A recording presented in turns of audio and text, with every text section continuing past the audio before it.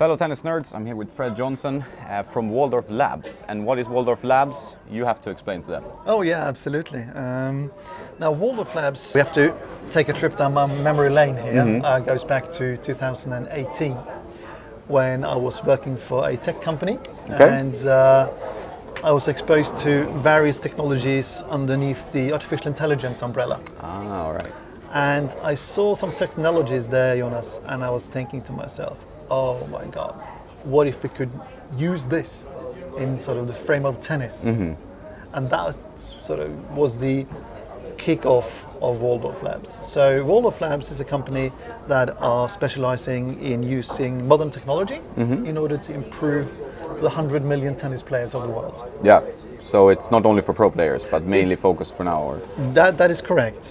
We do have the pro players playing on the ATP as well as the WTA tour, but we also do have a lot of club players as clients. Okay. Clearly slightly different kind of services, but it's quite nice to be able to provide not only the best people in the world, of course, but also making sure that the club players and the slightly more amateurs are also benefiting from today's technology.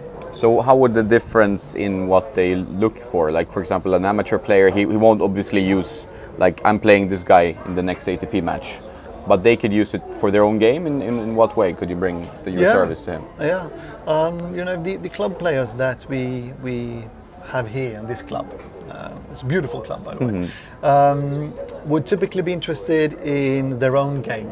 Yeah. You know? How do they match up? Yeah, what are their strengths and weaknesses?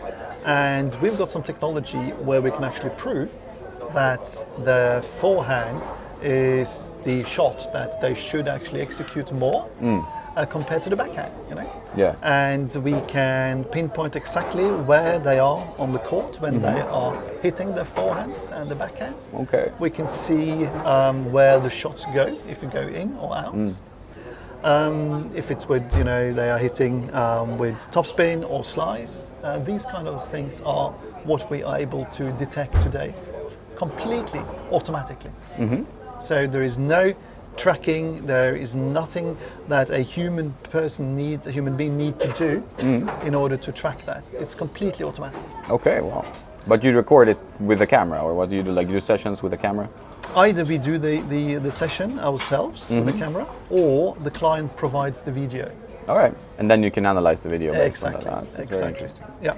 But for a pro, for example, so I followed a session yesterday with a very strong WTA player, and then you had a very specific target for that session, and that's how you base that kind of idea on your data. That's it. Correct. On that specific player that you were mentioning, we knew her strengths and weaknesses. So now it's all about building her up to the American swing, hard court prior to US Open. So we are giving her a couple of drills in order to improve her weaknesses, especially on hard court. And you do that in collaboration with her coach, or how does it work? Yes, it's a good point. We always do it in collaboration with the coach.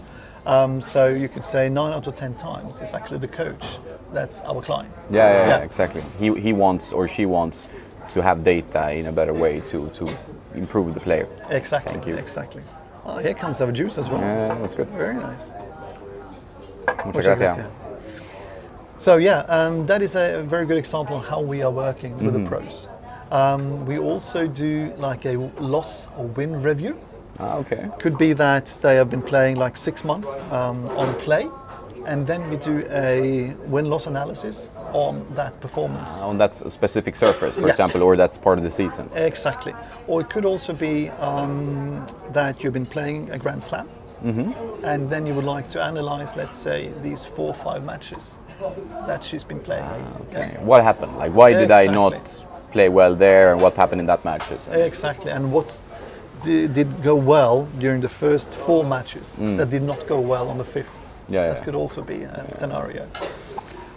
We also do this kind of strength and weakness analysis, typically off-season. All right. When they do have some more time to actually work on there, because the thing is, like, the ATP season and the WTA season is so so intense. Yes. So you only have like 1 month off, really. Otherwise you're correct. just traveling all the time playing matches. So you can't really work on. People don't understand how hard it is for a player to just isolate. I need to work on this because the next tournament is happening next week. So you're not going to have time to do it. Exactly. And many do take large part of July off. Yeah.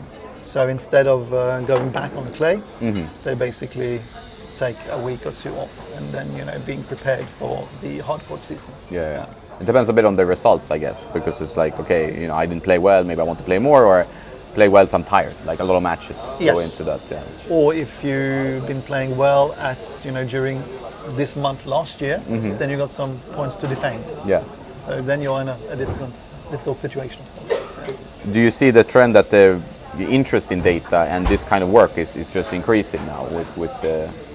It is. We started out in 2019, and when we moved down here, we're using this club as our headquarter now. We're in Ponte Romano, very nice club, as you've seen in many of my videos. Yeah. It's a beautiful place. Yeah.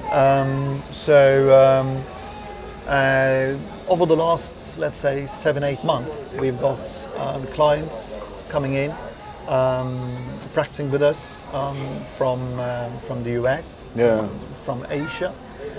We've had some very talented juniors coming also. So it's picking up, both in terms of geographies, but also age-wise. It's not only for the top 50 in the world anymore. Yeah. No, exactly. But also, like, you have now juniors needing to focus more professionally early, right? Because now it's like, now you see the scouts, they go for like a player he's 12. Yes. You use like Alcaraz, for example. You saw that he was going to be good very early. Yes. So everybody's more sponsors. Everyone is a bit more on Yes. the kids today. You can see spot talent quite early, right? That is That's correct. the thing. And we were invited to Roland Garros this year. And we were basically there to meet one of the agents. And they had just recruited several 12 years old. Yeah, it's 12. I think it's the starting age. Yes. And they would like to see, what we can do in order to help them become better tennis players. Yeah, and then you can get the data from their sessions as well, I guess, right? Exactly. But someone needs to record. That's the thing. Like, so you always have to record. Yeah, you do. Yeah. You need to do that. But that's easy to. We can use a cell phone. You can use whatever. Like, it's only if there's any restrictions on like where to place the equipment, I guess. Like if you're playing an ITF match, I guess it can be tough for. Yes, that's correct. Luckily, we're also working with many academies, and they're very keen, to provide this kind of footage and videos. It's an extra service for them as well to give to the player. Yeah, it really is. And sometimes it's not easy for a coach to pinpoint something that the data might reveal, I guess. Like you only have two eyes, but sometimes you can see something in the stats that's tough for a coach to uncover. That is correct. And there's another layer to that as well, Jonas, is that a coach could have a notion and a hunch on, what is the problem that this player is struggling with. But suddenly you can get some hard facts. You verify your hunch with the data, yeah. And also, I guess with the player, sometimes the player might want to listen, because everyone, if you point out people's flaws, it's not the easiest thing to hear. Or they might just like, no, it's not that, it's my backhand, it's not my forehand down the line, that's fine. And then you actually see the data, I'm making so many unforced errors, or I'm pulling the trigger too soon, something like that, right? That's correct. That's exactly how it is. Yeah. And then you can bring that into a session and say, hey, today we're going to work on aggressive returns, or we're going to work on this specific shot, like forehand inside out, for example, a key shot. Yeah, exactly. Or how you're moving on court, making sure that you are playing more forehands and not only thinking 50-50, these kind of stuff as well. Yeah, it's really good. It's really good. Do you see like general trends in tennis also? Like, would you see all this data, you get like a big like chunk of data that you can use? So you see trends all over, both the WTA, ATP trends, that kind of the same players are doing the same things as tennis evolves, kind of. Yeah, we do. The interesting thing is that tennis as a sport is way behind when it comes to data. Yeah. People don't think that, but it's true. Yeah, if you look at American sports, for example, they use data a lot. In their NFL and NBA. Exactly, and ice hockey, baseball. Yeah. So I would say it's the last 30 years we've had some some data material, and it's actually the last 20 years where you have got some, not only the volume that is needed, but also the quality of the data. Yeah. Exactly. So it's, back in the days, it was a little bit of garbage in, garbage out, right? You couldn't really rely on the data you had. No, exactly. But these days, I would say, it's quite accurate. Yeah, and now you can definitely, I mean, you see that the Hawkeye is improved, everything around the AI is improved, and also the way they reveal data from the ATP and WTA, they use it a bit more in their presentation, because it is something you can gain information from, and it could also be a way to unlock the keys of the match, or, this, what they always used to do in other sports, but in tennis was quite, who knows, what's going on. Yeah. And it's not only of importance for the players, but also for the audience and the fans, right? If we can bring them statistics or information that they think are quite cool, then you'll be even more motivated to watch that kind of sport. So I think this is only the tip of the iceberg. Yeah, starting now. Yeah. It's starting now. Yeah, it is. All right, so we were talking about the technology you're using, and how it works, and I think a lot of people are curious, like, how does this whole thing work, and how can it generate important information? I mean, you have to interpret the data, right? How does the data populate it? Yeah, it's a good question, Jonas. Clearly, I'm spending most of my time analyzing the data that we are gathering. We do know that quite a lot of our competitors are spending perhaps too much time in the actual data gathering phase. We've managed to automate all that, so we basically don't spend any time at all getting the data. So what we are doing is that we are working on a set of KPIs, key performance indicators, that could explain a person or a player's strength or weaknesses. All right. So this is basically the first thing we do when we meet a player or the coach. Try to identify what would be of interest, and then agree upon 10 to 15 KPIs, and then we start working on that. And typically we have data gathered from 6 to 8 data sources. All right. Depending on the KPIs. So I've got software robots that are basically doing this data gathering for me, and it provides all the data into a spreadsheet, and that's where my actual work starts. To interpret and basically understanding, so what? We've got so much data now with high quality, but we need to spend some time on really understanding how can we use this for the best of the player. So it's really nice thinking that since we've been able to automate this, we can also keep the costs quite low. All right. So a couple of years back. So it's doable for like a player who's not like top 100. Exactly. Back in the days, it was only top 50 guys who could actually afford this. But now I would say top 500 easily. And it's about leveling the field and giving all players the opportunity to really leverage this kind of modern technology. And we've also been gathering so much data over the years and done so many analysis. So we are offering this as a package also to the club players. What are the Djokovic and the Nadals of the world doing similar? How can we take that insight and make it valuable for a club player? It's a really good feeling waking up every morning on us and know that you can bring these things, and it's also something you've been playing tennis your whole life pretty much, or? I have. I was a decent junior in Norway in the 80s. Clearly I didn't have the talent or skills to take it. It's tough to become a professional tennis player. It really is. And I'm pretty sure I did the right decision back then. But I've been playing for all my life, and it's been a big passion of mine. So being able to do this kind of work now with some really talented people, I feel very fortunate. It's a fun job, and also you can, I guess, see the results. So let's say a player we have a scenario, a coach/player comes to you and says, we need to work on this or we need to work on that. sometimes do you get like a blank page, like you have a situation where you have to feed back to them what you can provide? Yes, very often that's the way it all starts. We sit down with the client, could be the coach, could be the player, and really try to understand what can we do in order to give them maximum value. Yeah. And very often the coach or the player do not really know what they're looking for. So we need to tell them, we need to do a little bit of training and education for them, so they are in a position to make a good decision on what they need from here on.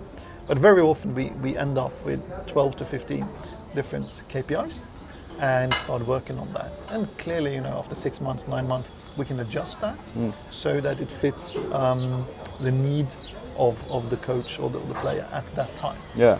Okay. Well, that's great. So you can really have a blank page and then say, hey, okay, we can provide this.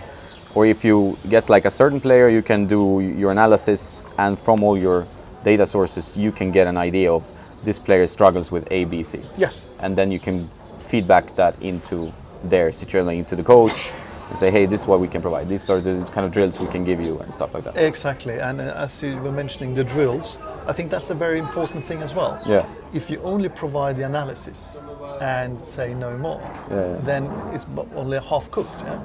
So being there, like we did the other day with a WTA player here, on the court with them, going through the drills with them, it's I think it's very valuable for the player. Yeah, exactly. And then you also see up close, so you get a more connection to the player and what results it can bring. I guess it brings you closer to your whole core business, right?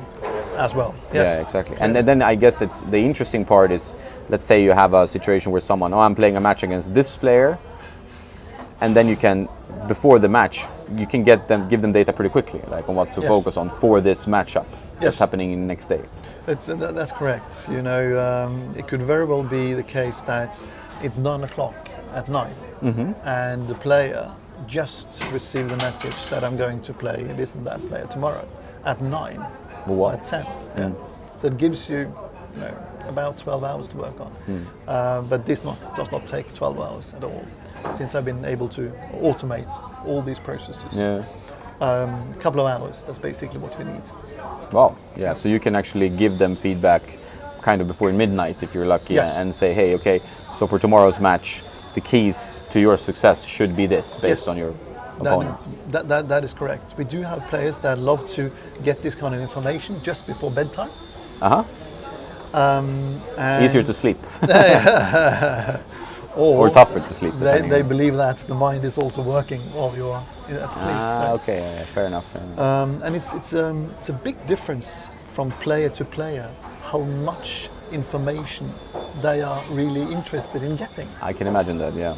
Some players are more than happy with 3 bullet points, and others, like Djokovic, says, give it to me all. Yeah. But he's like a chess player, right? So he really knows how to break down the other guy. That's why he's the best in doing that, for sure. Like, that's his game style as well. It suits him so well, and I think he was one of the first maybe players to start. We started working with Craig O'Shaughnessy, and I don't know if they're still working together, but it seems that had helped him with his game style. Like, his game style is very well suited to, like, because he can position the ball in any area of the court, while some players hit different, like different zones, go for different styles. Do you see like your clients, are there a very particular type of player, or do you see all types of player? Like Djokovic is a player who typically would benefit from the more data he has, the better. I think, no, to answer your question, no, it's not only one type of a player, but it's a certain human being more than anything else. So you have, as I said, individuals that love to get all the information we have, and others just have a couple of bullet points. So I think it's more about the player's personality than anything else. But we need to understand that because there's no use in providing tons of data if the coach is not going to leverage it, and if the player doesn't really want to have it. So. No, and it can be data overload. I guess you have too much information. So what do I do with this? Also, when you're playing the match, if you know there's like 12 things to think about, it's going to be very tough to execute. You know how difficult tennis is, so it's like having maybe for some players 3 bullet points. Okay, yeah, that scenario I need to go to the backhand, or this is where I need to come to the net more often, or how important my first service, you know, or where to place the second serve. These kind of small things can really help them to digest it. Yeah. Exactly. Yeah. And we also have players that love to get the insight about the opponent's pressure points. Yeah. So meaning, where does this individual serve at 30-40? Okay. Yeah. That's. I mean, the pressure points are the most important thing in tennis. You would argue, you know. Yeah. Exactly. So we see more and more of that. You know, being able to provide that kind of insight. And it's a huge market. Yeah. It's a huge market for this. And yeah, tennis is battled out in like 4 points, really. Like if you look at a tennis game, 4 points, and so it's like 1 point makes a big difference. You know? So that's probably like 30-40. That's a game, can be a match-winning. Yes. Yeah. Yes. Situation. Right? Exactly. It's been fantastic to see, you know, the growth in the industry over the last 3 years. And you were mentioning Gregor Shaughnessy. He's not working with Team Djokovic anymore. No. But I think the pioneer work that he has been doing over so many years, I think that's been very valuable for the world of tennis. Yeah, he has kind of put, at least highlighted that how data can be used, I guess. So, exactly. How important it is. Yeah. And it should be really logical, because like even like compared to other sports, tennis is you have just 2 players.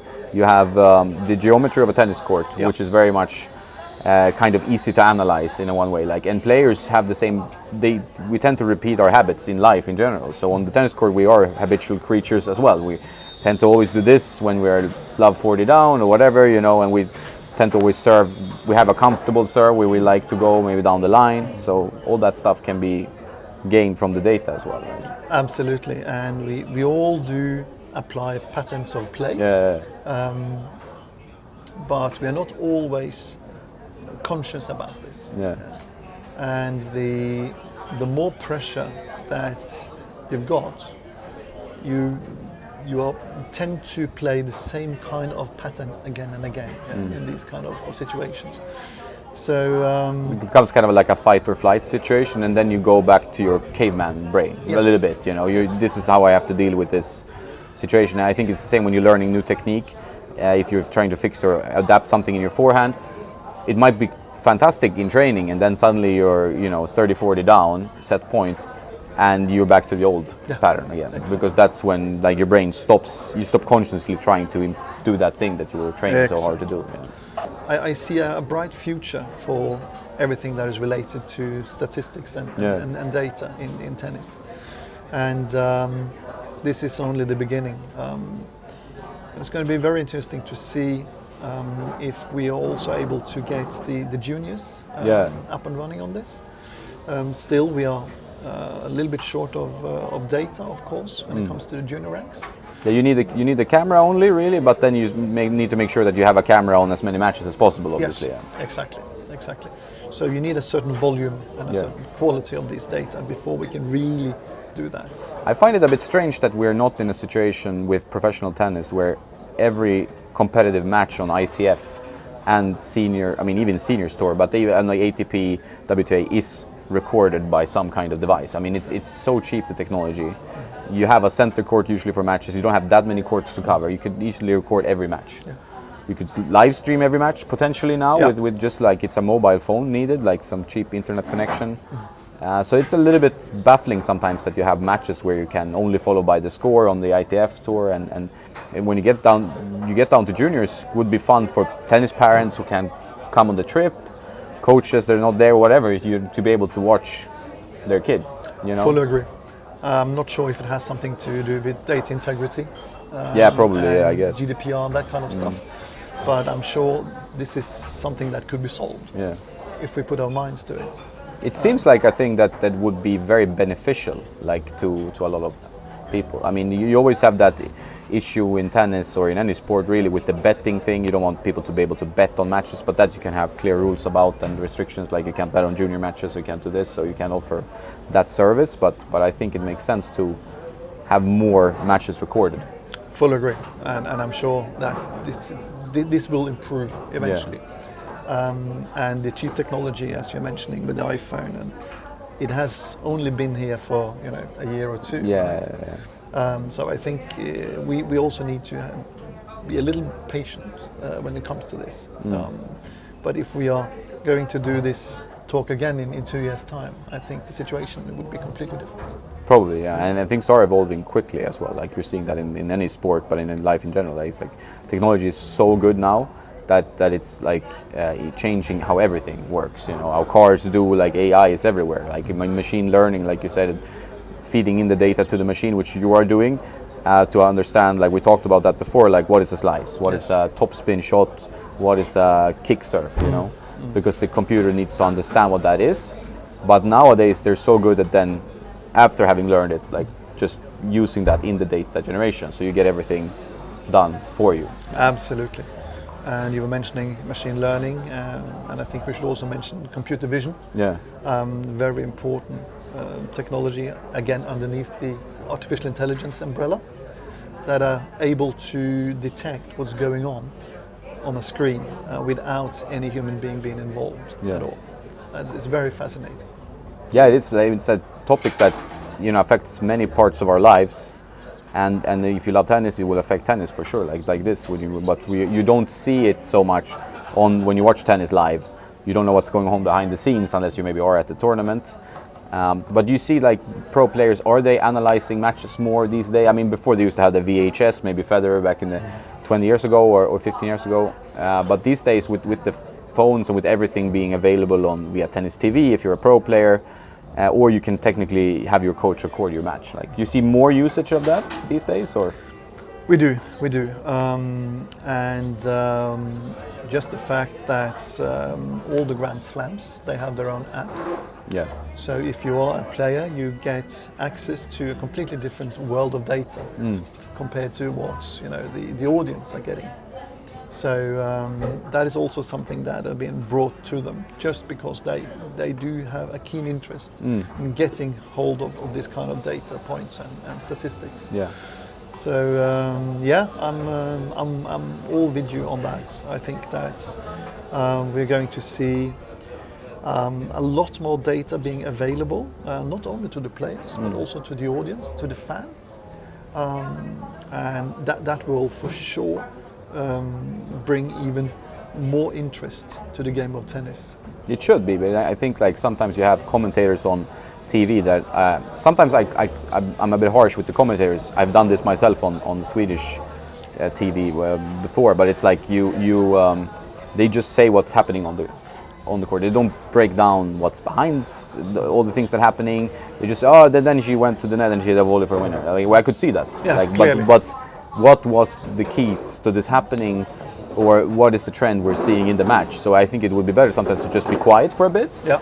Take in what's going on and then try to disseminate and analyze and understand and then relay that to the audience. For example, so if you have data, you would need to break down, like, okay, so I see from the data that this, like, the second serve is what's breaking down the whole match. Like, I mean, this old saying, you're only as good as your second serve. Yeah. Right? This thing you're seeing, that would be much more valuable using data or not data than just being like saying what's going on, which everyone technically can see. Yeah, I fully agree. And I'm also getting quite annoyed with some commentators on that. So, perhaps we should make a training course for the commentators. Yeah, how to use data to make the matches more engaging. Exactly. It's actually a good idea. Something we should. Yeah. Because also, like, the production of a tennis match, you lose a lot of the audience. The match is technically quite long, and you might not have two very famous players. Let's say you're not a tennis nerd, you don't know exactly who Bencic or whoever is. You might know Federer, Rafa, Novak, but you don't know maybe the rest of the world so well.